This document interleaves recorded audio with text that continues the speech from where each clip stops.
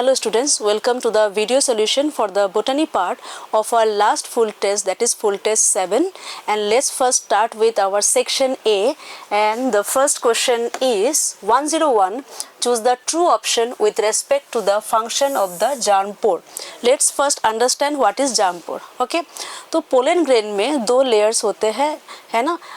Pollen grain has two prominent layers in the wall, and what are the wall? That is exine and intine. Outer exine, that is made of sporopollenin. Sporopollenin is one of the most resistant organic material that we know. Okay, but in exine there are some places where sporopollenin is absent and it become a prominent aperture, and that aperture is called germ pore. Why germ pore is required, right? Germ pore is the site through which the pollen tube grows. Okay, so what will be the function of the germ pore? Let's read the option. Option A में दिया हुआ है, it allows the growth of the pollen tube. That what is correct answer? So option A is correct for 101. Germ pore allows the pollen tube to grow. Correct. Now let's see the other options too. Number B, it allows water absorption in the seed. No, it is done by micropyle. Micropyle is a tiny pore close to the hilum. Okay, not by germ pore. So B is wrong. It helps in the dehiscence of outer anther walls. Anther dehiscence occurs during pollination, and it is helped by three outer anther walls, that is epidermis, endothecium and middle layer. Okay, so it does not have any role or any connection with germ pore function. It helps in the mitotic division of generative cell. Pollen grain has two haploid cell. One is vegetative cell जो बाद में जाके pollen tube बनता है, और generative cell that divide mitotically to produce two male gamete. But does it have any relation with germ pore? No. That means this option is also non-relevant. So 101, option A is correct. Which of the statement is incorrect for Markensia? Markensia is a bryophyte, okay, and more preciously it is a liverwort or Hepaticopsida. So we have to find out incorrect statement regarding Markensia. Let's read the statements. The sporophyte is differentiated into foot, seta and capsule. Correct है. Thallus is dorsiventral and closely appressed to the substrate. Absolutely correct. Number C, the sporophyte is more elaborated with more elaborate mechanism of spore dispersal than in mosses. Wrong statement. What is wrong here? The sporophyte of Markensia will be less elaborate compared to mosses. और Marchantia में जो spore dispersal होगा वो भी क्या होगा? It has less elaborate mechanism of spore dispersal. अभी why so? Because moss is a advance type of bryophyte. It belongs to bryopsida, right? और लिवरवॉट जो है, राइट, मार्केंशिया जो है, जो लिवरवॉट के अंदर आता है, वो है primitive type of bryophyte. If you compare their sporophyte, okay, the evolution of sporophyte in the plant kingdom is that from lower plant to higher plant, sporophyte become more dominating, right? So the sporophyte of moss is more advanced type. Even the sporophyte in moss is called a partial parasite on the gametophyte because वहाँ पे sporophyte photosynthetic है, जबकि लिवरवॉट में जैसे कि Marchantia में sporophyte complete parasite है और वो पूरी तरीके से गैमेटोफाइट पे डिपेंड है because the sporophyte is non photosynthetic. Okay, तो यहाँ पे ये ऑप्शन क्यों रॉन्ग हो गया? It should be the sporophyte is less elaborate, right, with less elaborate mechanism of spore dispersal. Got it? So for 102 we got our option, that is C. Let's read number D also. The leafy members have tiny leaf-like appendage in two rows on the stem-like structures. That is correct. Okay. So here A, B, D are correct. We have to find out the incorrect. So we are going for option C. 103, which is not a feature. Again, not a feature of dinoflagellate. Dinoflagellate is a plant-like protista, okay, and which of these statements are not correct for dinoflagellate? First option is they cause red tide. Okay, so this is correct. We know red dinoflagellate often rapidly multiply and as a result the sea appear red and that region is called red tide. ऐसे कि example हम पढ़ते हैं Goniolax. Okay, option A बिल्कुल correct है. Option B, the cell wall has stiff silica plates on the outer surface. This is wrong. It should be cellulose plates for dinoflagellate. और silica plates किस में होते हैं? डायटम्स में होते हैं. That is also plant like protist but belong to chrysophytes. Okay, so B is not a feature of dinoflagellates. Option C, they are mostly marine and photosynthetic. ये correct है. One flagella lies longitudinally and the other transversely in furrows. Yes, it is correct. Most of the dinoflagellates have two flagella. Okay, one is coming out from longitudinal furrow, the other is from transversal furrow, that is in between the wall plates. तो यहाँ पे D option भी correct है. So 103 B is not the feature of dinoflagellate. Acetyl CoA forms a 6 carbon compound after combining with. Acetyl CoA is the product of link reaction that occurs in the matrix of the mitochondria. Acetyl CoA में 2 carbon है. It reacts with oxaloacetic acid that is of 4 carbon and form a 6 carbon compound that is citric acid. It is the first step of Krebs cycle. Okay, so citric acid become the first compound or first product of Krebs cycle. That's why Krebs cycle is also called citric acid cycle or TCA cycle. ठीक है, तो यहाँ पे acetyl CoA is combining with whom? That is oxaloacetic acid. So we are going with option D. 105. The 4 haploid cells produced in 2 cycles of meiosis are not genetically identical because, okay, meiosis is a type of cell division which is a reductional cell division और इसमें 2 stages होते हैं, meiosis 1 and meiosis 2. So if a diploid cell undergoes meiosis it will form 2 haploid sales.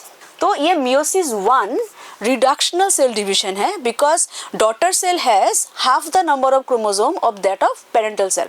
This haploid cell will again undergo meiosis 2 and at last there will be 4 haploid cells at the end of the meiosis, and these 4 cells are not genetically identical with each other, even they are not identical with the parental cell. मतलब इन cell में हमें variation दिखेगा. तो question ये है कि meiosis में जो वेरिएशन होता है उसका रीज़न क्या है, और अभी हमको पता है कि variation is because of recombination and recombination occur during an event that is called crossing over. और क्रॉसिंग ओवर कब होता है? क्रॉसिंग ओवर होता है in the pachytene stage of prophase 1 of meiosis 1 where homologous chromosome exchange their chromosomal segments. तो यहाँ पे हमारा आंसर क्या होगा? Recombination. Right, let's read the number A. During the process of meiosis, recombination takes place. Okay, so option A is our correct answer.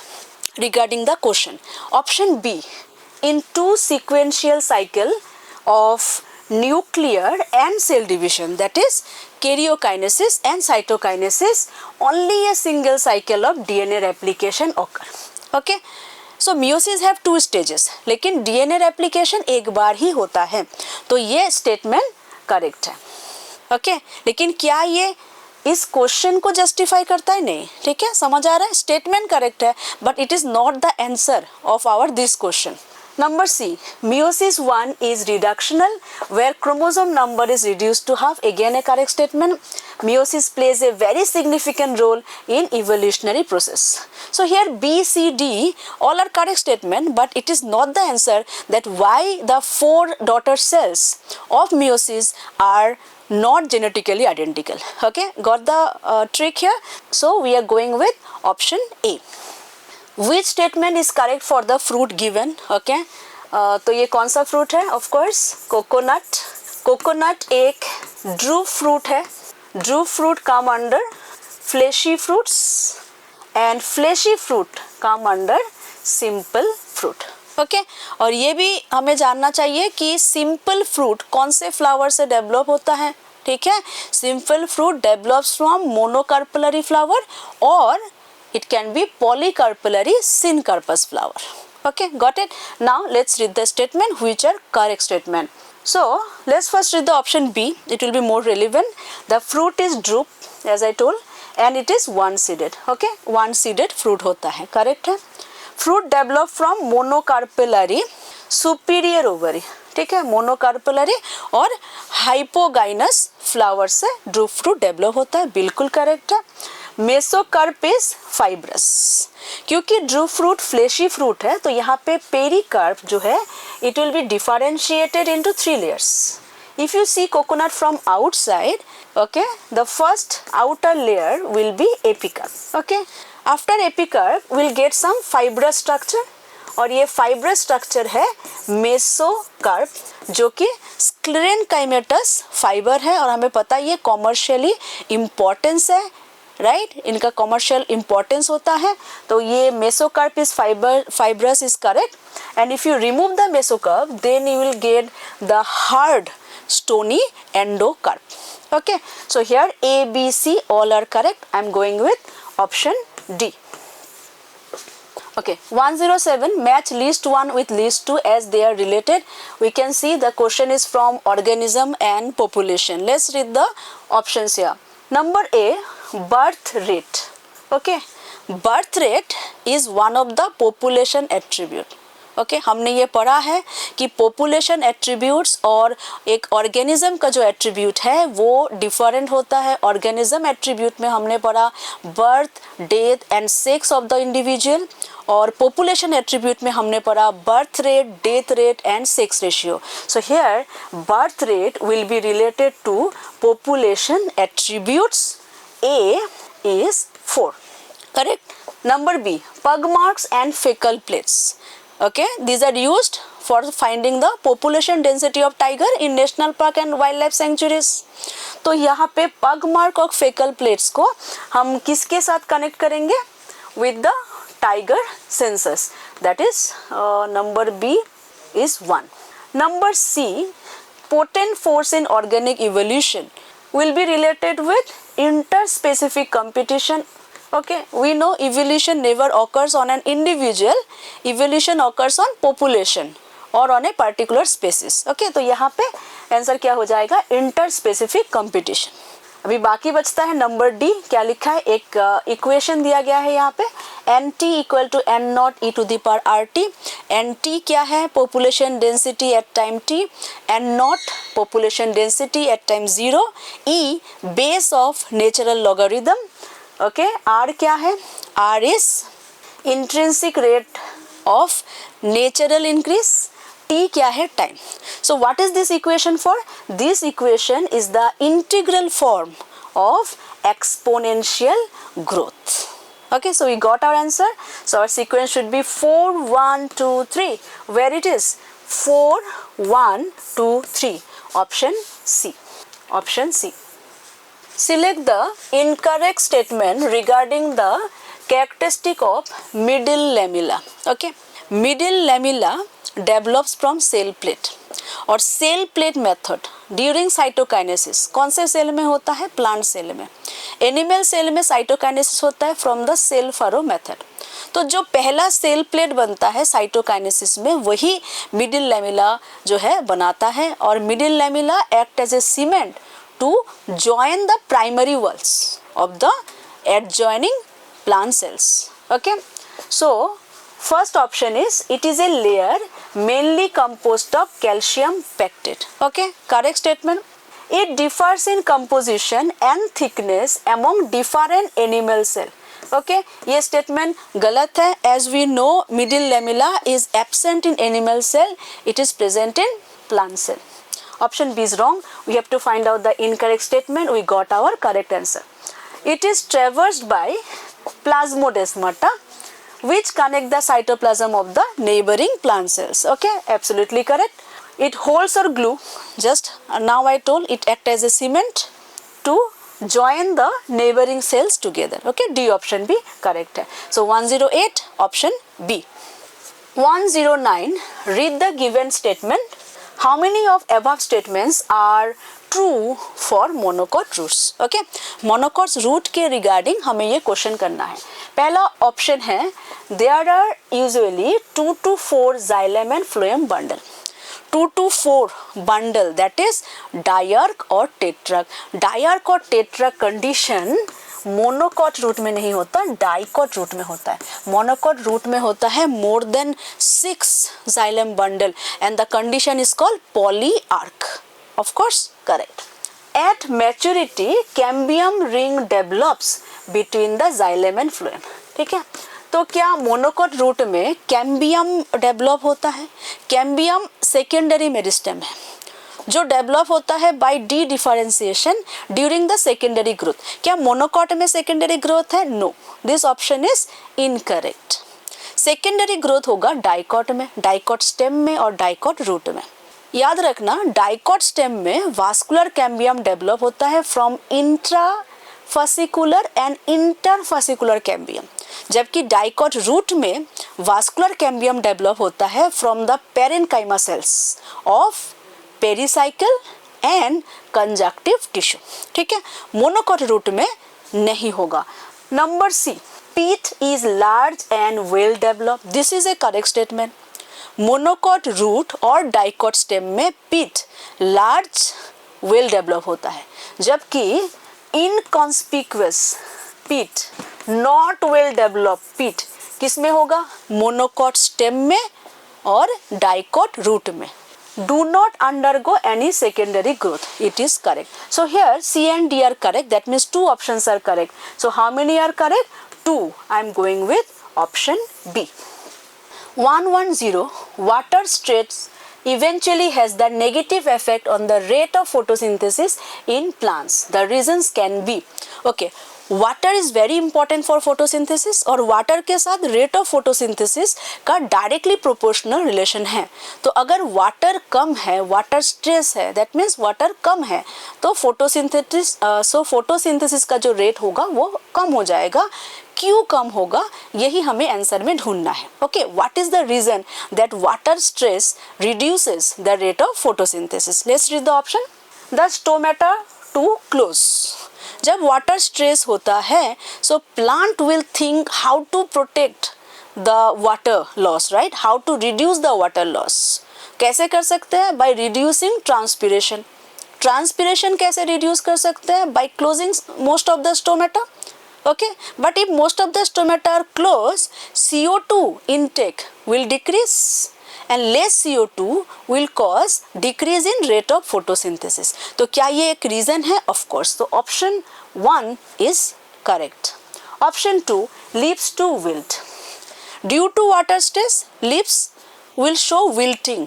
मतलब leaf inward जो है curl हो जाएगा, जिसके वजह से लीफ का सरफेस एरिया कम हो जाएगा, लाइट एक्सपोजर कम हो जाएगा और रेट ऑफ फोटोसिंथेसिस कम होगा. So option 2 is again correct. Increase in metabolic activity. क्या वाटर कम होने से मेटाबॉलिक एक्टिविटी इंक्रीज हो सकता है? नहीं, इसके साथ कोई जो है कनेक्शन है नहीं.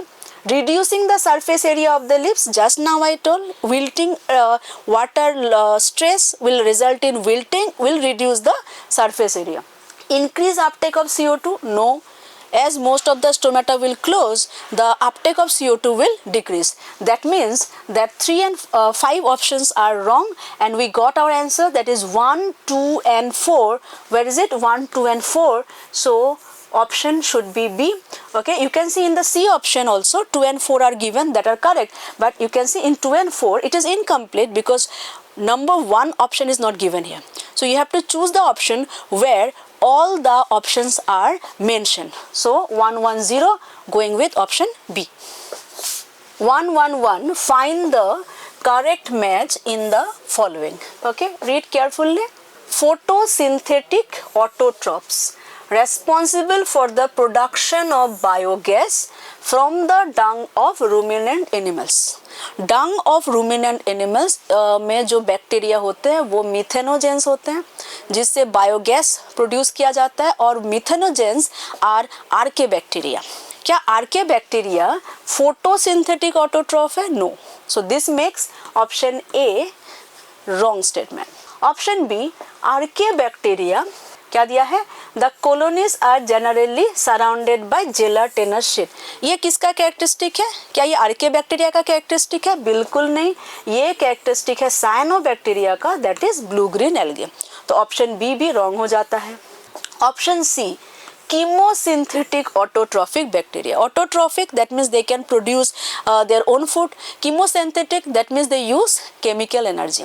So जो chemosynthetic autotrophic bacteria है, ये अलग अलग तरीके के inorganic material को ऑक्सीडाइज करते हैं, जैसे कि नाइट्रेट, नाइट्राइड, एमोनिया, और उससे जो एनर्जी रिलीज होता है उसको फिर एटीपी प्रोडक्शन में यूज करते हैं। ओके, ये हमने पढ़ा हुआ है कौन से चैप्टर में? बायोलॉजिकल क्लासिफिकेशन में। यस और नो? और एक चीज़ जो है इम्पॉर्टेंट हमने पढ़ा हुआ है कि this bacteria play very important role in recycling, जैसे कि नाइट्रोजन, आयरन, सल्फर, फॉस्फोरस, इनके रिसाइकलिंग में ये सारे बैक्टीरिया का बहुत सारा रोल है। ठीक है, अब इस स्टेटमेंट को रीड करते हैं हम लोग। क्या दिया है? Often form bloom in the polluted water bodies. ये भी रॉन्ग हो जाता है।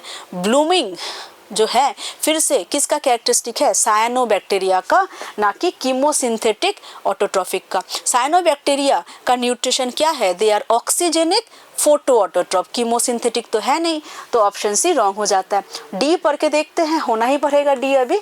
तो हेटेरोट्रॉफिक बैक्टीरिया मोस्ट अबांडेंट होते हैं, yes, most abundant in nature, and majority are important decomposers. Absolutely correct, so we are going with option D. 112, ribosome, the cellular factory responsible for synthesizing protein has following features except, okay, तो इसका मतलब है हमें incorrect ढूंढना है, which is not correct for ribosome. Let's see. Ribosome consists of structural RNAs, that is ribosomal RNAs, correct, and about 30 दिया हुआ है जो कि wrong है, about 80 different proteins. ओके, समझ आ गया? तो ऑप्शन ए तो रॉन्ग हो गया, तो हमें रॉन्ग ही ढूंढना था, करेक्ट होना चाहिए ऑप्शन ए। फिर भी कंफर्म करते हैं, बाकी ऑप्शन पढ़ के देखते हैं। Option B, in its inactive state. Inactive state means when ribosome is not being used in translation. जब ट्रांसलेशन नहीं हो रहा है सेल में, तो राइबोसोम एग्जिस्ट एज 2 सब units, large and small. Okay, correct है।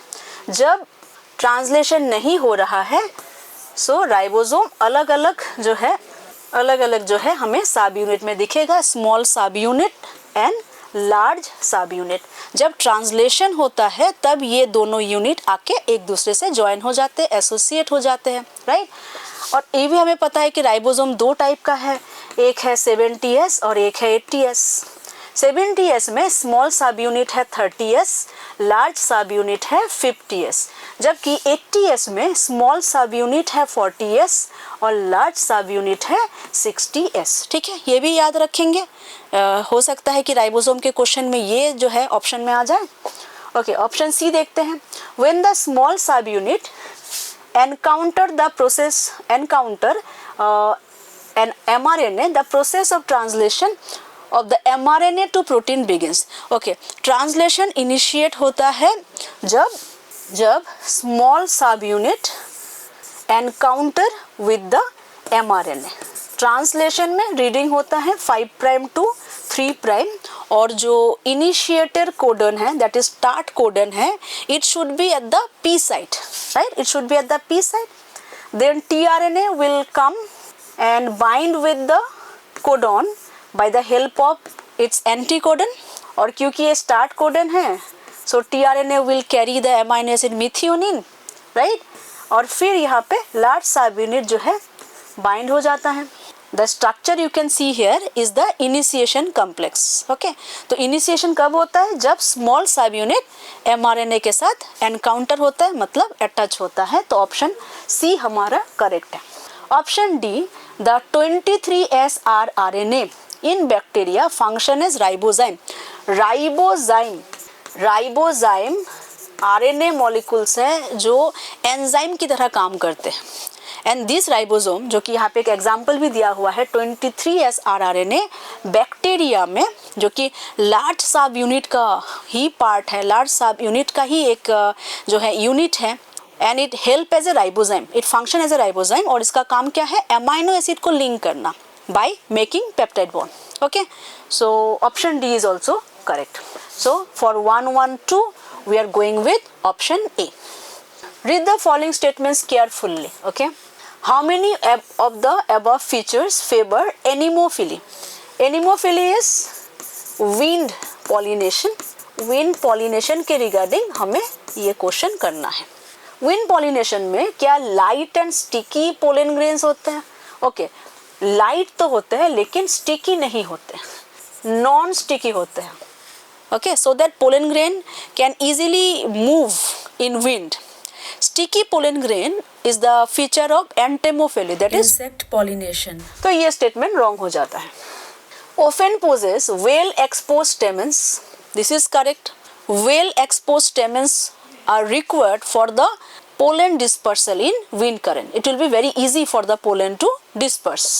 Large often feathery stigma. Feathery stigma to easily catch the airborne pollens, right? ये भी correct है. Pollens are long and ribbon-like. It is not anemophily. It is the feature of hydrophily, that is water pollination. तो यहाँ पे कितने statement correct है? 2 statement correct है. Will go with option B. 2 statements are correct. 114. Given below are assertion and reason statement. Choose the correct answer from the option given below. Let's read the assertion. Recessive characters are recovered in the F2 generation, though one of these is not seen in the F1 stage of hybrid genotype. Okay. Law of dominance अगर हम देखें यहाँ पे थोड़ा सा, crossing 2 pure breed, 1 tall plant 1 dwarf plant in P1 generation. F1 में हमें मिला एक heterozygous individual F1 progeny. Okay, इस हेटेरोजाइगस इंडिविजुअल में डोमिनेंट एलील भी है, रिसेसिव भी है, लेकिन कैरेक्टरिस्टिक जो है वो टॉल होगा. That means it will show dominant character. जो रिसेसिव कैरेक्टर है वो F1 प्रोजेनी में शो नहीं होता according to law of dominance.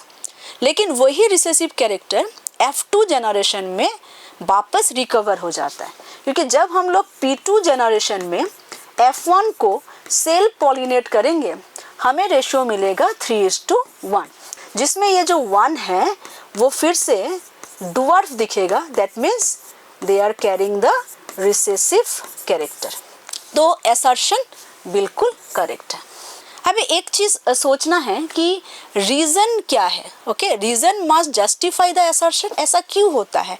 ऐसा इसलिए होता है क्योंकि जो हेटेरोजाइगस इंडिविजुअल है, जब इनमें गैमेटोजेनेसिस होता है, गैमेटोजेनेसिस में डोमिनेंट और रिसेसिव ओके वो सेग्रीगेट हो जाता है, और डोमिनेंट एलील और रिसेसिव एलील को इक्वल अपॉर्चुनिटी होता है गैमेट बनाने का. मतलब 50% गैमेट में डोमिनेंट एलील होगा और 50% गैमेट में रिसेसिव एलील होगा, जिसको लॉ ऑफ सेग्रीगेशन कहा जाता है.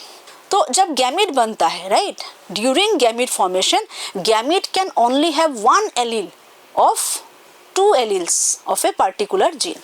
इसलिए लॉ ऑफ सेग्रीगेशन को हम बोलते हैं purity of gamete, because gametes कभी भी हाइब्रिड नहीं हो सकता. समझ आ रहा है? तो अगर हम बोले कि एक ऐसा रिसेसिव कैरेक्टर जो F1 प्रोजेनी में नहीं दिखा और F2 में फिर से रिकवर हो गया, ओके, और इसका रीजन है law of segregation. Okay, let's read the reason whether it is given or not.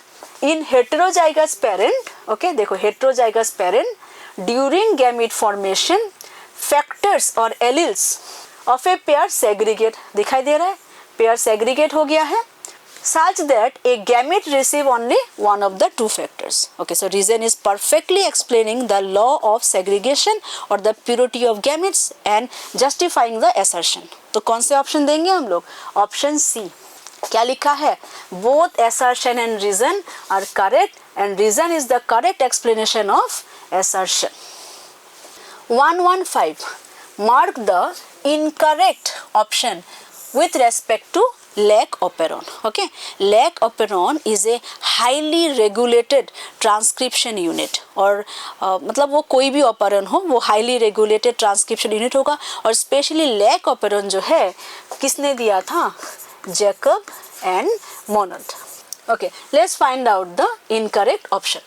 Lac operon is under positive as well as negative control, ये करेक्ट स्टेटमेंट है। किसी भी ऑपरेंट में नेगेटिव कंट्रोल कब बोलते हैं? When the product of the regulatory gene stop और inhibit the transcription of the structural gene. ठीक है, क्या बोलेंगे? Negative control. उसका उल्टा सोचते हैं, if the product of the regulatory gene promote और activate the transcription of the structural gene. तो लैकोपेरॉन में नेगेटिव कंट्रोल है, okay, and this we have studied in detail in NCERT, okay. तो ज़्यादा जो चैप्टर है हमारा, जो सिलेबस है, उसमें नेगेटिव कंट्रोल ही जो है एक्सप्लेन किया गया है, जबकि पॉजिटिव कंट्रोल हमें डिटेल में नहीं दिया गया है, but in book itself it is mention that lac operon have both negative and positive control, and positive control will be dealt in the higher classes. ठीक है, तो जिन्होंने एनसीईआरटी थोरोली पढ़ा है उसको पता है, and if you do not remember it, go through it again, okay. Very important point, both positive and negative control, do not forget it. Number B, it is a polycystonic structural gene regulated, okay. Polycystonic क्यों? Because it has more than one structural gene. Let's see the lactoperon. This is promoter of the regulatory gene. I is the regulatory gene, promoter of the structural gene, then operator, then it have 3 structural gene Z, Y, A. तो ये polycystonic तो है, regulated by a common promoter, yes, and regulatory gene. Option B correct है. Option C, it has one regulatory gene called I gene, okay, इसके बारे में बोला गया है, that refer to inducer as it promote transcription of structural genes. No, this is a wrong statement.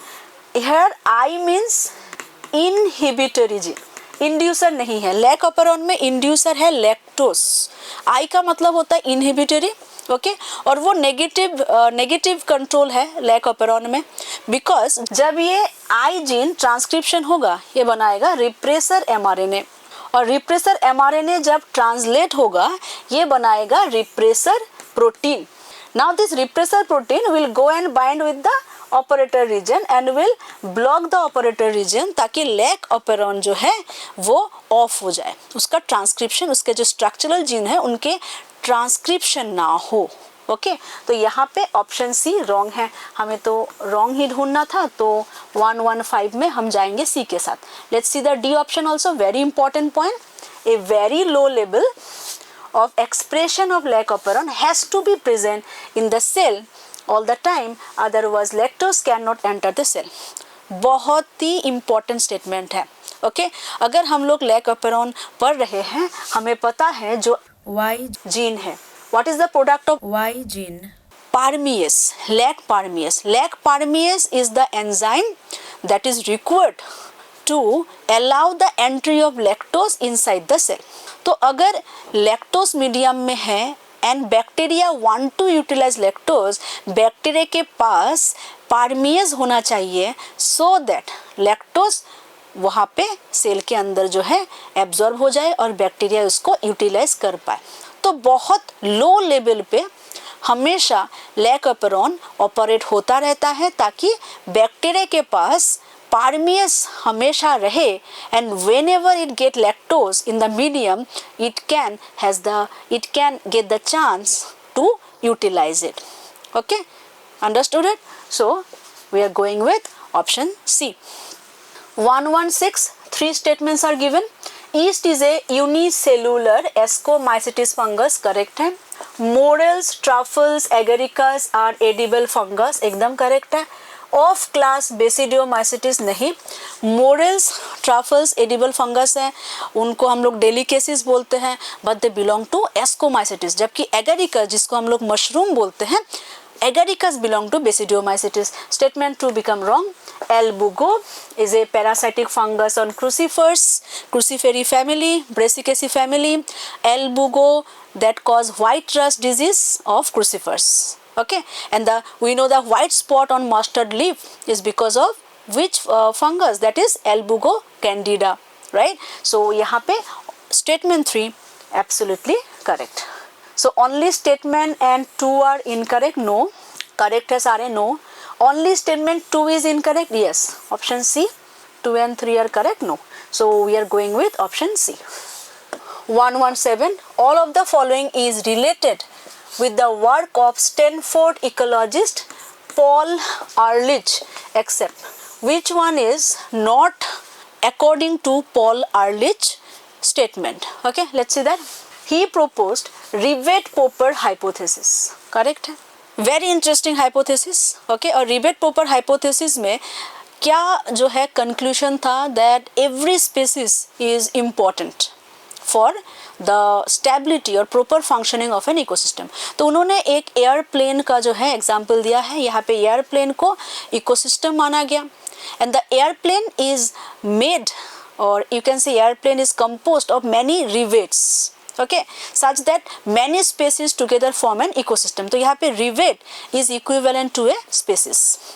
So passengers traveling in the airplane, one passenger took out a rivet.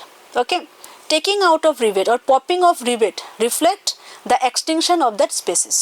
तो यहाँ पे क्या बोला गया, क्या एक रिवेट निकालने से एयरप्लेन जो है उसके फंक्शनिंग में इमीडिएटली हमें कोई इफेक्ट दिखेगा? The effect will not be immediate, will not be that severe. But if this is continued, if passengers one by one they are taking out the rivets, what will happen? Ultimately the airplane will crash, right? So similarly, if one species get extinct in the ecosystem, it may not affect that ecosystem very soon. But if it is going to happen continuously, जिस तरीके से biodiversity loss हो रहा है, अगर वो continue हो जाए, okay, so it is going to be a very huge havoc for our ecosystem. Okay, and which rivet has more effect? Okay, if the rivet is of wing, then the plane will be severely affected and the effect will be very faster. तो यहाँ पे जो wing rivet है उसको किसके साथ compare किया गया है? फ्रॉम द की स्पेसिस, की स्टोन स्पेसिस, जिनका इकोसिस्टम में सबसे बड़ा रोल होता है. की स्टोन स्पेसिस के मेंबर्स बहुत कम होते हैं लेकिन उनका control over the ecosystem is huge. ठीक है, I think you got a good revision of the topic. Let's see the statement now. So option B, he gave an analogy to explain the significance of biodiversity. Yes, rivets in the airplane wing is compared with the key species. Yes, correct है. Flight safety is used to represent the factor causing a species to become extinct. क्या ये correct है? नहीं. Flight safety is proper functioning of the ecosystem. जबकि factor causing a species to extinct, it is the passenger who are taking out the rivet. Okay, so option D is our answer here. 118, which disorder is associated with the karyotype given below? Karyotype means it is a lab made image. You can see it is showing all the chromosome of an individual that is taken out from a cell, और numerical order में यहाँ पे chromosome को arrange किया जाता है. तो ये ह्यूमन कैरियोटाइप है with 23 pairs of chromosome. Let's see. Okay, 1 2 3 4 5 6 7 8 9 10 11 12 13 14 15 16 17 18 19 20 21 22. So this 22 are autosome and 23 is sex chromosome. So here you can say X chromosome and Y chromosome. So what to understand? Look at the karyotype carefully. We can see the person is having 3 copies of chromosome number 21. It is a trisomy of chromosome number 21. Which disease it is? Down syndrome. Yes or no? Total chromosome of the individual has become 47. तो यहाँ पे हमारा answer होगा down syndrome, number C. जबकि Turner syndrome क्या है? Monosomy of sex chromosome occurs in female that lack one X chromosome. Myotonic dystrophy, autosomal dominant disorder. Or Klinefelter syndrome, again trisomy, but it is trisomy of sex chromosome found in human male with one extra X chromosome. Clear है? Option C के साथ जाएंगे. 119, which of the following statement about plant hormone is false? ध्यान से false ढूंढना है. Plant growth regulators are intrinsic and intracellular factor that control development. Developmental factors दो type के होते हैं, intrinsic and extrinsic. Intrinsic factors में फिर से दो टाइप के होते हैं, इंट्रासेलुलर एंड इंटरसेलुलर। तो इंट्रिंसिक तो है plant growth regulator, but when you are telling intracellular, these are genetic factor. जबकि प्लांट ग्रोथ जो है, प्लांट ग्रोथ रेगुलेटर जो है, this will be intercellular factor. Okay, तो ये स्टेटमेंट हो जाता है रॉन्ग, हमें फॉल्स ढूंढना था। Option A is our correct answer. बाकी स्टेटमेंट्स को जस्टिफाई कर लेते हैं। Plant growth regulators are small, simple and diverse chemical composition, correct. Role of PGR can be complementary, एक दूसरे के साथ सिमिलर जो है फंक्शन हो सकता है। एंटागोनिस्टिक हो सकता है, माने ऑपोजिट हो सकता है, जैसे कि auxin promote apical dominance and cytokinin prevent apical dominance, right. तो ऐसे हो सकते हैं। As well as individualistic, that means single function, और synergistic, functioning together. Okay, C भी करेक्ट है। PGR broadly divided into two groups based on their function. Okay, एक group है प्रोमोटर्स का, एक ग्रुप है इनहिबिटर्स का, ये भी करेक्ट है। प्लांट ग्रोथ प्रोमोटर्स में आएगा ऑक्सिन, जिबरेलिन, साइटोकाइनिन। इनहिबिटर में आएगा abscisic acid.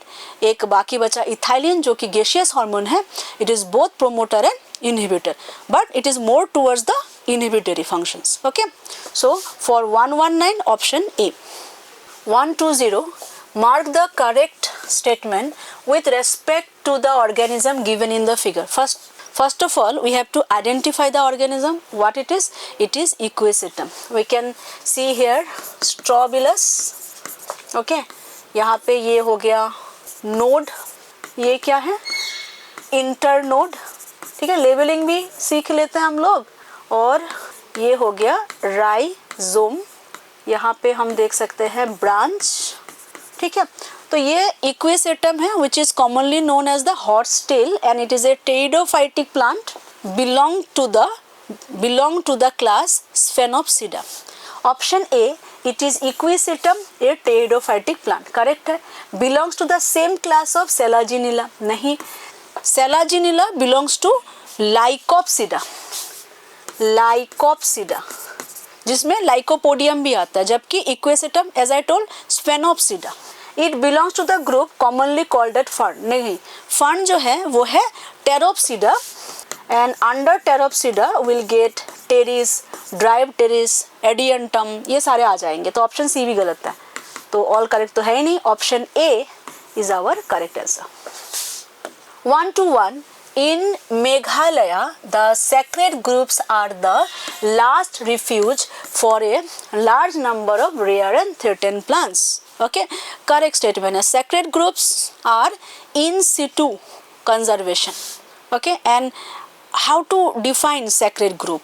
These are forest areas, or you can say some part of the forest patches that are regulated by rural areas, tribal people, due to cultural belief, religious belief, spiritual beliefs, okay, or maybe medicinal importance.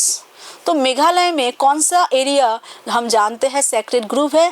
That is खासी and Jaintia hills, right. तो option A माने statement 1 is correct. Statement 2 में है sacred group is a religious and cultural tradition, absolutely, that emphasised the protection of nature, absolutely correct.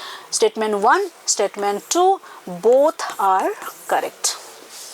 122, read the following pair and choose the incorrect. Be careful, incorrect option. Kingdom plantae, alternation of generation, correct है। Plants में दो stages होते हैं, gametophytic stage और sporophytic stage, और वो alternate होता रहता है, ठीक है। ऑप्शन ए बिल्कुल करेक्ट है। Kingdom fungus, that is a kingdom of heterotrophs, and boundaries of this kingdom are not well defined, wrong। कौन से किंगडम में हम बोलते हैं कि boundaries are not well defined? You know the answer, that is kingdom protista, group of और kingdom of unicellular eukaryotes, ठीक है। तो ये तो गलत है। Kingdom animalia, adults grow and have a definite shape and size, yes. Animals में meristematic tissues नहीं होते, इनका जो ग्रोथ है वो डेफिनिट होता है, और एडल्ट होते ही उनका जो साइज और शेप है वो फिक्स हो जाता है, एक पिकुलियर साइज और शेप बन जाता है। Kingdom Monera very simple structure with very complex behavior. Correct statement. Structure of bacteria. Why I am telling bacteria? Because the sole members of kingdom Monera are bacteria, and the structure is very simple. They are unicellular prokaryotes, right? But behavior is very complex. Even you can justify this that kingdom Monera have the most diverse type of nutrition, right? That shows a complex behavior. So option D is also correct. 1, 2, 2. B is our wrong statement. Vicia fava was used by Taylor to elucidate. Vicia fava जिनको हम लोग बोलते हैं fava beans, एक plant specimen, okay, and it is used by Taylor and his colleagues, है ना, ये हमने पढ़ा हुआ है. किस एक्सपेरिमेंट में यूज हुआ था? The experiment was the semi-conservative replication of DNA at the chromosomal level. Semi-conservative DNA replication experiment in prokaryote, in bacterial cell, किसने किया था? Michelson and Stoll. ठीक है.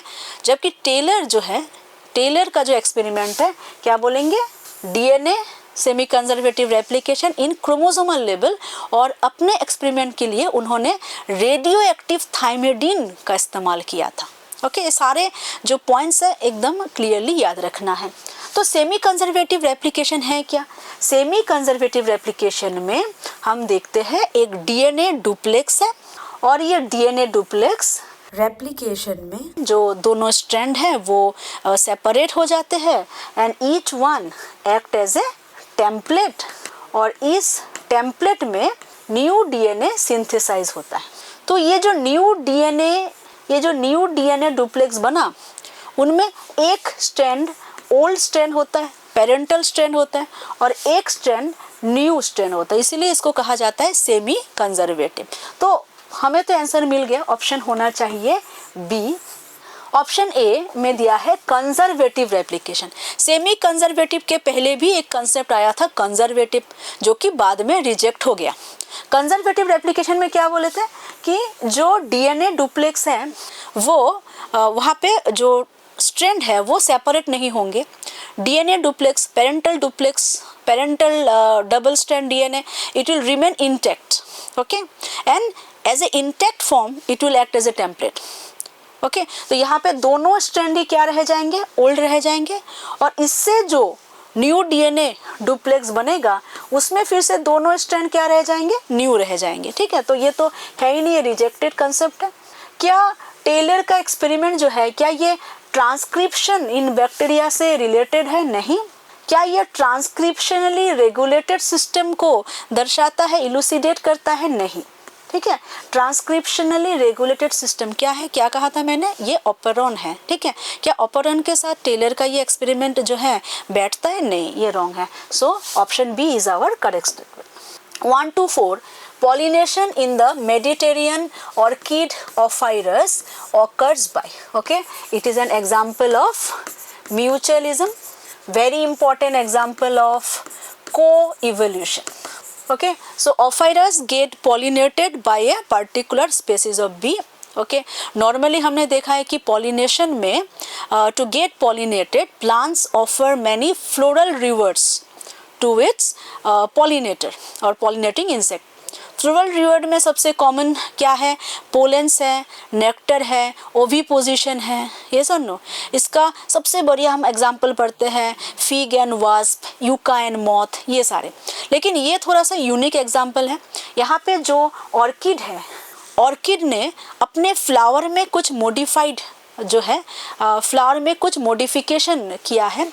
Okay, let's see what kind of modification. That one petal of its flower is modified in such a way that it look like the female bee. Okay, in terms of color, shape, markings, as it is similar. Okay, so male bee is attracted to that flower thinking that it is a female bee and pseudo copulate with the flower, and during pseudo copulation pollen get dusted on the insect. Okay, उसके body में pollen जो है attach हो जाता है. फिर वो भी इस फ्लावर को छोड़ के दूसरे फ्लावर में जाता है for another pseudo copulation. Okay, do you understand? Now what is happening? As the bee is going from one flower to the other flower, and it has been dusted with pollens, that means it is carrying the pollen from one flower to the other flower. That means pollination is done. So how does the Ophiuchus is getting pollinated? By sexually deceiving the species of bee. Okay, got the answer? So यहाँ पे option A में दिया है by a species of B through oviposition. Oviposition दिया जाता है यहाँ पे नहीं. By a species of bee through pseudo copulation, yes, option B is correct. B is pseudo copulate here. By a species of bee through floral reward like nectar and pollen, नहीं. यहाँ पे लिखा है pollination is not aided, बोल रहा है कि pollination करता ही नहीं है. Because they are cheaters who steal nectar, कि ये लोग नेक्टर रॉबर्स है. नहीं, नेक्टर रॉबर्स होते हैं. नेक्टर रॉबर्स में एग्जाम्पल याद रखना कि there are some species of carpenter bees, bumble बीज, जो कि नेक्टर रॉबर्स है. वो नेक्टर लेते हैं या पोलन लेते हैं, लेकिन पॉलिनेशन में हेल्प नहीं करते. ठीक है, तो यहाँ पे वो जो है नहीं अप्लाई होगा. सो हम जा रहे हैं ऑप्शन बी के साथ. 1 to 5 the floral formula for Brassicaceae is given. Okay, the first one is given. This is the symbol of actinomorphic, that is radial symmetry. ये क्या है? Bisexuality. K, calyx, whole of sepal, 2+2, that is tetrasepalous. और bracket नहीं है, मतलब united नहीं है, तो क्या होगा? Polysepalous होगा. 2+2 अलग दिया है, that means they are in 2 different holes. C4, corolla, whole of petals, tetrapetalous, polypetalous, and they are in the same hole. ठीक है. A, androecium, 2+4, 6, total 6 stamens in 2 different holes. और क्योंकि ये मस्टर्ड फैमिली है, ब्रेसिकेसी है, इसमें condition हमें मिलेगा दैट इज कॉल्ड टेट्राडाइनेमस. टेट्राडाइनेमस में क्या होता है कि दो जो स्टेमन है आउटर होल में, उनके फिलामेंट छोटे होते हैं, और जो इनर स्टेमेंस है 4, उनके फिलामेंट्स लंबे होते हैं. दैट मीन्स यहाँ पे फिलामेंट लेंथ जो है वेरी करेगा. ओके, याद हो गया? Outer 2 stamens are with shorter filament, inner 4 stamens are with longer filaments. ठीक है. जी अंडरलाइन, मतलब ये है superior ovary, hypogynous flower, bicarpellary syncarpous. ठीक है, हमने पढ़ लिया फ्लोरल फॉर्मूला. अभी ढूंढना क्या है हमें? Which of the following is correct? Flower is bisexual with zygomorphic symmetry, नहीं actinomorphic है. 4 sepal that constitute calyx are polysepalous, correct है, but लिखा है क्या? Same hole है. Same hole नहीं है, 2+2 है. That means they are in 2 different holes. Okay, let's see the C option now. 6 stamens in the androecium, correct. Variation in the length, yes, variation होता है. Number C हमारा correct statement है. 4 free petals है इन 2 different, नहीं, कहाँ पे 2 different है? एक साथ है. ठीक है, तो डिफरेंट तो नहीं है. So 1 to 5 option C is correct answer. 1 to 6 the carbon dioxide saturation of maize. Very easy question. पहले तो ये आइडेंटिफाई करना है कि मेज is a C4 plant. C4 plant में CO2 सेचुरेशन कम होता है, जबकि C3 प्लांट में CO2 सेचुरेशन ज़्यादा होता है. इसका क्या रीज़न है? क्योंकि C4 प्लांट्स ज़्यादा एफिशिएंट है इन टर्म्स ऑफ प्रोडक्टिविटी, और C4 प्लांट में फोटो रेस्पिरेशन नहीं है. तो C4 प्लांट में CO2 सेचुरेशन कब होता है? 360 माइक्रोलीटर पर लीटर. ऑप्शन ए पे जाएंगे. अगर ये C3 प्लांट का कोई एग्जाम्पल होता तो आंसर क्या होता? बियॉन्ड 450 माइक्रोलीटर पर लीटर. ओके, तो यहाँ पे हम जा रहे हैं ऑप्शन ए के साथ. Dash is a type of trait whose phenotype is influenced by more than 1 gene. Okay, many genes giving a trait is polygenic trait. तो यहाँ पे ऑप्शन सी जो है हमारा करेक्ट आंसर है. So normally if a trait is controlled by 3 or more genes, जैसे कि human skin color is an example of polygenic trait. और एक चीज़ याद रखना है, polygenic trait is also influenced by environment. इसको हम लोग additive effect भी कहते हैं, इसको हम लोग quantitative inheritance भी कह सकते हैं. तो यहाँ पे तो हमें आंसर मिल गया ऑप्शन सी. बाकी ऑप्शंस देखते हैं. ऑप्शन ए में था co-dominant trait. नहीं, co-dominant में क्या होता है? There are 2 alleles. Okay, दोनों ही डोमिनेंट है, दोनों ही साथ में एक्सप्रेस हो रहा है. जैसे कि ह्यूमन ब्लड ग्रुप में हम देखते हैं AB blood group and the person is heterozygous, with 2 allele IA IB दोनों यहाँ पे जो है एक्सप्रेसिव है. So this is a example of codominance. Pleiotropic trait the product of a single gene having multiple effect. जैसे कि हम देखते हैं यहाँ पे sickle cell anaemia, phenylketonuria, that will be pleiotropic. Recessive trait that remain hidden in presence of dominant trait. ठीक है, तो ये सब तो होगा नहीं, तो ऑप्शन सी हम जाएंगे.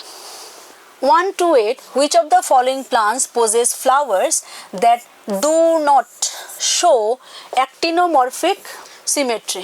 Okay, so what is actinomorphic symmetry? Just I told it is radial symmetry. When a flower can be divided into radial hubs, equal radial hubs in any radial plane passing through the center, that is called a actinomorphic. Yes or no? So out of these all examples, which are actinomorphic?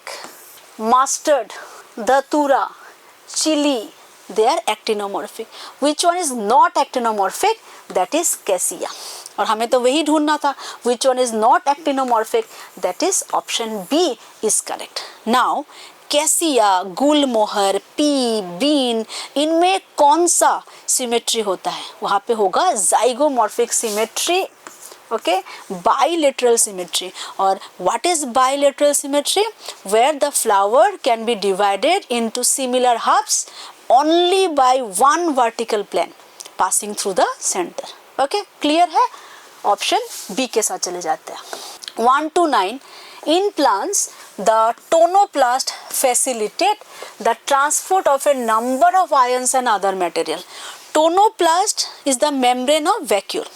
And in this question we have to remember that vacuolar content, जिसको हम लोग vacuolar sap भी बोलते हैं, वो hypertonic होता है, जबकि cytoplasm hypotonic होता है. That means the concentration of vacuole is higher than the concentration of the cytoplasm. So what should be the function of tonoplast to maintain this concentration? Option A, movement of, you can see the question, number of ions moving against concentration gradient into the vacuole. So ions are moving from cytoplasm to vacuole against concentration gradient. Absolutely correct. I am going with option A because cytoplasm में low concentration था और vacuole में high concentration, तो ये against concentration gradient है. Along concentration gradient into vacuole तो हो ही नहीं सकता. Along कब होता? जब cytoplasm में high होता और vacuole में low. Okay, along concentration gradient out of the vacuole. Okay, अगर आयन vacuole से cytoplasm जाए तो हाँ ये तो होगा along the concentration, क्योंकि vacuole में high है और cytoplasm में low. लेकिन अगर ऐसा हो तो vacuole में कैसे hypertonic condition maintain होगा? अगर ions move करने लगे from high concentration to low concentration, after some time they will be equivalent. Okay, vacuole का हाइपरटोनिक होना ये प्रूव करता है कि ions are not moving out of the vacuoles. Okay, number D, maintain equilibrium. No, maintain equilibrium तो है ही नहीं. Okay, vacuolar sap and cytoplasm, they are not in equilibrium, they are not isotonic. Sap is hyper, cytoplasm is hypo. So option A is our correct answer. Which of the following is not appropriately stated? Option A, the female mosquito is not considered a parasite as it needs our blood for reproduction, not for survival. Correct है? According to the concept of parasite, the parasite should take nutrition from the host for survival. Female mosquito takes human blood for the egg development. मतलब यहाँ पे purpose हो गया reproduction and not survival. तो female mosquito does not fit in the concept of parasite. इसलिए इसको हम लोग as a parasite consider नहीं कर सकते in true sense. Okay, option A correct है. Natural selection does not lead to the evolution of totally harmless parasite. Yes, ये correct है. नेचुरल सिलेक्शन में जब कंपटीशन हो रहा है between a totally harmless parasite and a harmful parasite, who will be more able, okay, who will have the ability to neutralize the defense of the host? Of course, the harmful parasite. If the parasite is harmless, okay, ये host के defence system को neutralise करके, okay, host के अंदर वो shelter या nutrition withdraw नहीं कर सकता, so it will be kicked out in the process of evolution. So natural selection में ऐसे पैरासाइट को आइडियल पैरासाइट नहीं मान सकते। Parasitic mode of life ensure free lodging and meal, okay, free shelter मिल रहा है, फ्री मील मिल रहा है, फ्री खाना मिल रहा है, इसीलिए बहुत सारे जो है टैक्सोनॉमिक ग्रुप इवोल्यूशन में हम देखते हैं कि plant to higher vertebrate they are evolving as a parasite who do not want free things, right, everyone want free things. तो फ्री फूड मिल रहा है, फ्री शेल्टर मिल रहा है, तो हम देख रहे हैं कि इवोल्यूशन में बहुत सारे टैक्सोनॉमिक ग्रुप जिनमें शायद और कोई भी डिफरेंट न्यूट्रिशन पाने का जो है एबिलिटी था, फिर भी ये लोग चूज कर रहे हैं, ऑप्शन ले रहे हैं किसका, पैरासिट, किसका ऑप्शन ले रहे हैं, एज ए पैरासाइट होने का ऑप्शन ले रहे हैं, ओके। तो ऑप्शन सी करेक्ट है।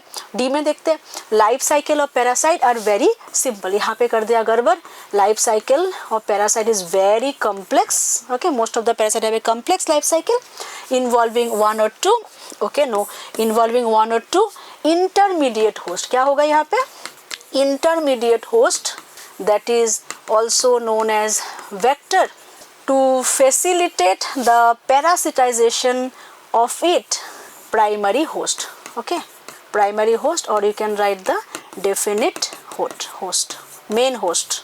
So life cycle of parasite complex है और वो एक या एक से ज़्यादा वेक्टर के मदद लेते हैं to reach the primary host. जैसे कि अगर हम बोले ट्राइपेनोसोमा गैम्बियंस जो कि एक स्पोरोजोआ है, पैरासाइट है, इट यूज सीसी fly to reach to the human host, okay. तो यहाँ पे सीसी फ्लाई जो है वो हो गया इंटरमीडिएट होस्ट, वो हो गया वेक्टर, और ह्यूमन क्या हो गया, प्राइमरी होस्ट। तो यहाँ पे option D is not correct, not appropriately stated, तो हम जाएंगे डी के साथ। 131 स्प्लिटिंग और cleavage occurs in which reaction. पहला ऑप्शन है सक्सिनल कोए टू सक्सिनिक एसिड, ये तो SLP है क्रेब साइकिल में, जिससे कि हमें देखते हैं कि GTP मिलता है equivalent to ATP। Fructose 1,6 bis phosphate 6 carbon compound split into 2 molecules of triose phosphate, एक है dihydroxy acetone phosphate, another one is glyceraldehyde 3-phosphate, that is 3-phosphoglyceraldehyde, and this is the splitting reaction catalyzed by enzyme aldolase। तो यहाँ पे splitting reaction या cleavage reaction जो है वो option B में हम देखते हैं। सी में है 3-phosphoglyceraldehyde, that is G3P to 1,3-bisphosphoglyceric acid, okay, this is a reaction in the glycolysis, the one and only oxidation reaction of glycolysis, जिससे NADH H+ बनता है। Bisphosphoglyceric acid to 3-phosphoglyceric acid, again it is a reaction of glycolysis, SLP reaction है, and we can see here formation of ATP। तो यहाँ पे 131 में B के साथ हम लोग जाएंगे। Go through the following matches, which of these are correct? Large, conspicuous, undifferentiated parenchymatous ground tissue, okay? Answer आ गया होगा दिमाग में, सबसे कॉमन क्वेश्चन है एनाटॉमी चैप्टर का। अनडिफरेंशिएटेड ग्राउंड टिश्यू हमें मिलेगा मोनोकॉट स्टेम में, तो ये स्टेटमेंट हो जाता है wrong. Vascular bundles surrounded by a layer of thick walled bundle sheath cell dicot leaf, एकदम करेक्ट है। Other than leaf bundle sheath होता है मोनोकॉट स्टेम में भी, but that bundle sheath is sclerenchymatous, ठीक है, याद रखना है। Pith is small and inconspicuous in dicot root, correct है। डाइकोट रूट और मोनोकॉट स्टेम में हमें पीट स्मॉल या इनकॉन्स्पिक्यूअस मिलता है। Semilunar patch of sclerenchyma above the phloem, okay. अच्छा, डाइकोट स्टेम ये करेक्ट है, तो ये करेक्ट है, ये करेक्ट है, ठीक है। तो क्या क्या करेक्ट हो गया, 2, 3 और 4। अच्छा, अभी 4 में थोड़ा सा हम बात कर लेते हैं कि डाइकोट स्टेम में हमेशा याद रखना है, डाइकोट स्टेम में जो पेरीसाइकिल है it is A heterogeneous tissue. इसमें 2 तरीके के टिश्यू होते हैं, पेरेनकाइमा एंड स्क्लेरेनकाइमा। जो स्क्लेरेनकाइमा है वो वास्कुलर बंडल के ऊपर होता है। अभी है डाइकॉट स्टेम तो वास्कुलर बंडल क्या है, कॉन्जॉइन कोलेटरल ओपन। ये हो गया जाइलम, ये हो गया कैम्बियम, ये हो गया फ्लोएम, और फ्लोएम के ऊपर हमें मिलेगा semilunar patch of sclerenchyma. Okay, understood. तो number 4 is correct. We got 2, 3, 4, 2, 3, 4, option C. 133. In the following question, a statement of assertion is followed by a statement of reason. Mark the correct choice. Assertion: majority of the red algae, that is Rhodophyceae members, are marine with greater concentration found in the warmer areas. Correct है, direct statement है NCERT से. Red algae occur in both well lighted region to the surface of water. Correct. Also at great depth in ocean where relatively little light penetrates. ये भी correct है।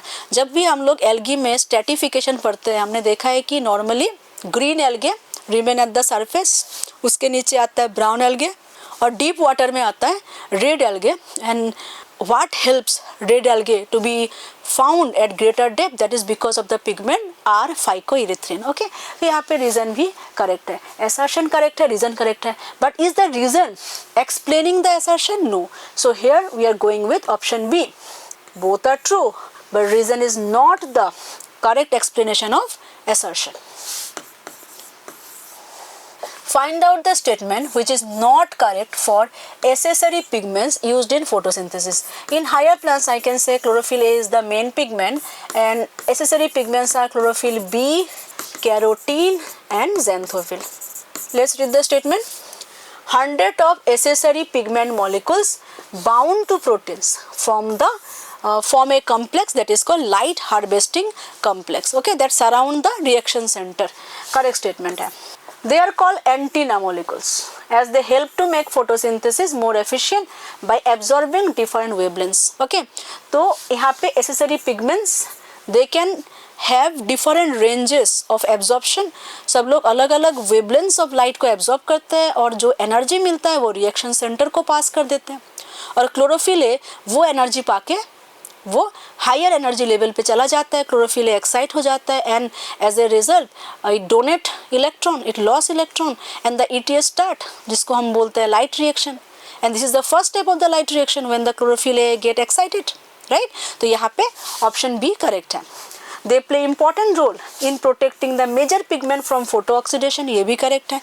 High light intensity में photo oxidation होता है that can harm the major pigment chlorophyll A, and accessory pigments such as carotene help protecting that chlorophyll molecule from photooxidation, okay, from the oxidation breaking. Correct है। Number D, single chlorophyll B molecule forms the reaction centre, बिल्कुल नहीं, chlorophyll A molecule form the reaction centre. Okay, तो chlorophyll A is at the reaction centre and all the accessory pigments will be surrounding this reaction center. Correct? So here D is not correct. Which is not true regarding the ecosystem? Read it carefully. Ecosystem is a self-sustainable unit. Correct है? With unidirectional movement of energy towards the higher trophic level. Yes. Energy travels from lower trophic to higher trophic level and it is unidirectional. Correct है? Functional unit of nature whose physical structure is the resultant of the interaction between biotic components only. Solely माने only. No. Wrong statement. ढूंढना क्या है? Not true. B से कर देते हैं, B पे चले जाते हैं हम लोग। क्या wrong है यहाँ पे? The physical structure of an ecosystem is the interaction between abiotic and biotic components. Okay? And in ecosystem, from one ecosystem to other ecosystem, the components are same? No, the components will vary. And because the components will vary, so the physical structure of one ecosystem will also vary with the other ecosystem. ठीक है, ये statement भी याद रखना है। C में क्या है? Constant input of solar energy is the basic requirement. Yes, sunlight is the ultimate source of energy to run the food chain of an ecosystem. Because most of the producers are photoautotrophs, और वो light energy use करते हैं to produce food, and that food okay, on that food directly indirectly सारे consumer depend करते हैं. So yes, exception है जैसे कि deep sea hydrothermal ecosystem. Deep sea में sunlight can not reach, so sun is not reachable there, so there producers will be chemoautotrophs. तो वहाँ पे sunlight is not the ultimate source. Correct है. Ecosystem first और second law of thermodynamics को follow करते हैं, ये भी करेक्ट है. सो 135 going with B. So section A is over. Let's see the section B. First question 136, very easy. Which taxonomic category comes after division in the descending order of hierarchy? Taxonomic hierarchy में 7 obligate categories होते हैं और सबसे smallest category जो है वो है species. फिर क्या आता है? genus, फिर आएगा family, order, class, division or phylum, then come kingdom. So descending order after division descending order में कौन सा category आ रहा है? that is class. Option D. Nothing to do, very easy question. Find the incorrect match. Option A है auxin from the tips of coleoptiles of oat seedlings. This is how auxin is isolated and the isolation is done by F.W. Wade. Correct है. Foolish seedling disease of rice seedling, जिसको हम लोग bakanae disease भी बोलते हैं, that causes abnormal elongation of the rice seedling. कौन से hormone का डिस्कवरी है ये? जिबरेलिन. किसने किया था? ई कुरोसावा. करेक्ट है. Ethylene from the ripened orange, hasten the ripening of unripe bananas. Okay, this is the discovery of the gaseous hormone ethylene. किसने डिस्कवर किया था? कजिन्स. तो ये स्टेटमेंट तो रॉन्ग हो जाता है. Charles Darwin and Francis Darwin associate with the discovery of auxin from the coleoptile of canary grass. ठीक है, तो option C is incorrect match. D kinetin. Kinetin is cytokinin, modified adenine. It is a purine. Okay, it is isolated from the autoclaved herring sperm DNA. Identification, crystallization of kinetin. इसके साथ कौन से scientist जो है जुड़े हुए हैं? Skoog and Miller. ठीक है, मिलर है तो ये करेक्ट हो गया. तो हम जाएंगे ऑप्शन सी के साथ. 138, select the correct statement with respect to the given figure. Okay, एक फिगर दिया हुआ है, ए है और बी है. A is showing chasmogamous flower, जो कि ओपन फ्लावर है. स्टेमन और स्टिग्मा यहाँ पे एक्सपोज होते हैं. ऑप्शन बी क्लिस्टोगेमस फ्लावर है and this flower look like a bird even at maturity, it never open. Okay, कुछ प्लांट्स हैं जिसमें दोनों टाइप के फ्लावर्स पाए जाते हैं. उसमें है वायोला और कॉमन पेंसी, ऑक्जेलिस, कोमेलिना. अभी इनके रिगार्डिंग हमें क्वेश्चन करने हैं. ऑप्शन ए देखते हैं. ऑलवेज फॉर्म, ए के बारे में बोला जा रहा है, always form seed even in the absence of pollinator. नहीं, क्लिस्टोगेमी में अगर ये ऑप्शन बी होता करेक्ट हो जाता है. क्लिस्टोगेमी में हम बोल सकते हैं कि it always form seed, it does not need a pollinator. ठीक है, तो ये रॉन्ग हो गया. B always need a pollinator. Okay, B में पॉलिनेटर नहीं चाहिए तो ये रॉन्ग स्टेटमेंट हो गया. C prevent xenogamy but not autogamy, एकदम करेक्ट है. क्लिस्टोगेमी में xenogamy that is cross pollination नहीं होता, so it's preventing xenogamy but not preventing autogamy. Prevent both autogamy and xenogamy, option A में नो, ये गलत हो गया. तो हम जाएंगे ऑप्शन सी के साथ. 139, the main arena of different cellular activities. Okay, very easy question from cell chapter. Direct question है, where all the cellular activities occur, that is cytoplasm. Option C के साथ चले जाते हैं. 140, match column 1 and column 2 and select out correct option given below.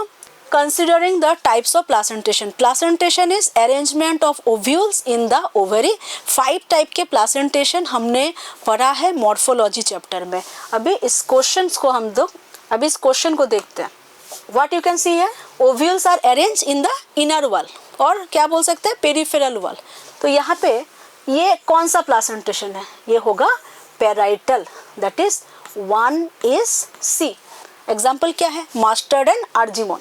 यहाँ पे क्या दिख रहा है, ये तो बेसल है, unilocular ovary, one ovule attach to the base of the ovary. Number 2 D, 3 I can see more than one locule, multilocular है, and ovules are present at the axial placenta, so ये हो जाएगा axial placentation। Okay अच्छा, basal का example क्या था, sunflower, marigold, और exile का एग्जाम्पल क्या था, जैसे कि लेमन, टमेटो, चाइना रोज, है ना। अच्छा अभी बाकी बचा ये नंबर 4, तो ये हो जाएगा फ्री सेंट्रल। क्या दिख रहा है हमें, यूनिलोकुलर ओवरी दिख रहा है, all the ovules are present in the central axis, और वहाँ पे कोई सेप्टम नहीं होता। एग्जाम्पल क्या है, डायंथस प्राइमरोस, तो हमें सीक्वेंस मिल जाता है CDBA। कहाँ पे है ये, CDBA, option A. Given below assertion and reason statement, choose the correct answer from the option below. In an area, if there are 200 Parthenium plants, that is carrot grasses, and only one banyan tree, the percent cover or biomass is more meaningful measure of the population size. Okay, population size हम लोग measure करते हैं by population density, और population density calculate करने का सबसे appropriate method है if we know the number of individuals. So we'll take the number of individuals per unit area, we'll get the density. But there are some cases where number is difficult to found, or you can say if number we know but it is meaningless. Okay, one of such example is this. यहाँ पे अगर हम देखें 200 parthenium grass है, number of grass is more, और 1 banyan tree है, tree number is less. So if we use the number, तो हमें क्या मिलेगा, that the population density of the tree will be less than the grass, जो कि incorrect है। Tree has a bigger biomass, और you can say higher living material, right. Tree occupy more area in that ecosystem. Tree has an enormous role in the community. ये बहुत सारे दूसरे species को food, shelter provide कर रहा है. So how can we use number here? So better we should use biomass or the percentage cover. Assertion correct है. Reason क्या है? One banyan tree with a large canopy has enormous role in that community compared to numbers of grasses. So total number is meaningless. Absolutely correct. Reason is the explanation of the assertion that why in this case we are not considering number though we know the number. So we are going with option C. Assertion reason correct है. Reason is the correct explanation of assertion. 142 which is correct for the effect of biodiversity loss. ठीक है, पहले हम इस पे थोड़ा सा ध्यान दो। ओके, इससे क्वेश्चन बन जाता है बायोडाइवर्सिटी लॉस होने से इकोसिस्टम में क्या क्या होगा। Less year to year variation, no, ये क्या हो जाएगा, more year to year variation, variation ज़्यादा होगा। एनुअल प्रोडक्टिविटी कांस्टेंट नहीं रहेगा। लेस रेजिस्टेंट और रेजिलियंट, दैट मीन्स उसका जो रिकवरी सिस्टम है वो कम हो जाएगा to occasional disturbances. Okay, B option is correct. Correct ढूंढना था, मिल गया आंसर। सी में क्या गलत है, मोर रेजिस्टेंट दिया हुआ है, नहीं। बायोडाइवर्सिटी अगर लॉस हुआ, ecosystem will be less resistant to the invasion of alien species, and as a result alien species invasion होने का चांस ज़्यादा होगा और नेटिव स्पेसीज हार्म होगा। कम्युनिटी अनस्टेबल हो जाएगा विथ डिक्रीज एंडेमिज्म। ओके, तो here 142 option B is our correct statement. 143 following reason explains that plants are devoid of well developed respiratory organs like animals except. Okay, what is the question? That normally we know plants do not have a well developed respiratory system जैसे कि animals में होते हैं। तो यहाँ पे जो statement है उसी point को justify करना चाहिए, लेकिन एक statement ऐसा होगा जो justify नहीं कर रहा है या तो wrong statement है। Option A, they do not have, they means plants do not have huge demand for gaseous exchange. Plant में gaseous exchange demand कम होता है. By the way, gaseous exchange in plant occurs through stomata and lenticels. Gaseous exchange कम होता है क्योंकि plant का requirement of energy is less because plant do not show some activities as seen in the animal. जैसे कि plant में mobilisation नहीं है, प्लांट में माइग्रेशन नहीं है, फॉरेजिंग नहीं है, ठीक है। तो यहाँ पे ऑप्शन ए तो करेक्ट है। Distance of diffusion of gases even in bulky plant is small. Small distance transport होता है बाय डिफ्यूजन, करेक्ट है। प्लांट में लॉन्ग डिस्टेंस गैसियस ट्रांसपोर्ट का कोई सिस्टम नहीं है।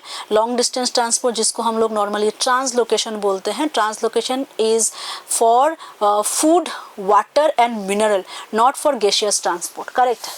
In plants, most of the cell have at least a part of their surface in contact with air. Okay, ये भी correct है।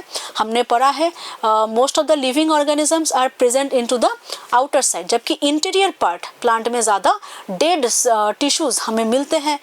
And what was the strategy? The arrangement is in such a way कि at least one part of the cell should be in touch with the atmosphere, because in plant every cell has to take responsibility of its own gaseous exchange. Okay, क्योंकि gaseous transport तो एकदम short distance के लिए हो रहा है, no one is there to provide the oxygen. Root, stem and leaves, that means plant part, respire at a faster rate. Okay, यहाँ पे हो गया गलती, it should not be faster, it should be slower rate than animals do. So exception ढूंढना था, कौन सा wrong है? Option D. Very easy question. Okay, read it carefully. 144. Why satellite DNA is very significant in DNA fingerprinting? DNA fingerprinting is used for the identification of an individual. Okay, it is based on what? It is based on finding the difference in the satellite DNA regions of the human genome. Satellite DNA क्या है? Satellite DNA highly repetitive है and non-coding है. Okay, एक चीज यहाँ पे हमें याद रखना है, almost 99.9% nucleotide basis according to HGP humans में सेम होते हैं।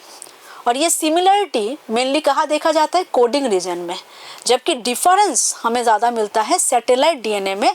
And that's why every individual must have a unique pattern of DNA जो हम लोग डीएनए फिंगरप्रिंटिंग में यूज़ करते हैं। That is the reason why satellite DNA is used. Okay, अभी यही हमें आंसर करना है कि ऑप्शन ए दिया है, it consist of highly repetitive and generally non coding DNA. Yes, specific for every species, sequence show high degree of polymorphism. Yes, that is the base of DNA fingerprinting. Different individual, this chromosome will vary, yes, in the number of repeat and thus used for identification. Absolutely. Number D, all the above, all are correct, and that is the reason why we use satellite DNA. Okay, why our base of DNA fingerprinting is satellite DNA. 145, given below are two statements. Choose the correct answer from the options given below. Statement 1, pteridophytes show precursor to seed habit, which considered an important step of evolution. Okay, correct statement. After pteridophyte only, seed plant, after pteridophyte only, the seeded plants come in plant kingdom evolution. Pteridophyte के बाद आता है gymnosperm, angiosperm. तो pteridophyte में हम देखते हैं precursor of seed habit. Precursor of seed habit में क्या देखते हैं हम लोग कि the female gametophyte is kept within the parent sporophyte for a particular time, for a considerable time. Okay, if the female gametophyte is totally enclosed in the parental sporophyte, this will result in the formation of seed. Okay, but in pteridophyte we can see it is for a particular time period. मतलब ये क्या show कर रहा है? Precursor of seed habit. Correct है। Sexual reproduction is oogamous in rhodophyceae. Red algae में oogamous sexual reproduction देखा जाता है, जो कि एक advanced, the most advanced type of gametic fusion है। और रेड एल्गी के बाद ही मतलब एल्गी के बाद ही जो बाकी ग्रुप्स जैसे कि ब्रायोफाइट, टेरिडोफाइट, जिम्नोस्पर्म, एंजियोस्पर्म, सब में हमें क्या मिलेगा? oogamie। एंड रेड एल्गी में हमें क्या मिलता है? accompanied by complex post fertilization development. You should understand after this algae, after rhodophyceae the bryophyte comes, और सबसे पहले एम्ब्रायो डेवलप हुआ. Algae is we know it is not non embryophyte. Okay, so यहाँ पे आफ्टर फर्टिलाइजेशन अगर हम बोल रहे हैं कि कॉम्प्लेक्स पोस्ट फर्टिलाइजेशन डेवलपमेंट है, can we consider it as a precursor of embryogenesis? Yes. So statement 2 is also correct. Both statement 1, statement 2 are correct. Option C. Which of the following is not correctly labeled? Okay, very easy question. This diagram is there in the book. Okay, and it's a microtubular arrangement. I can see here the plasma membrane. Okay, correct hai. What is this? Okay, this is wrong.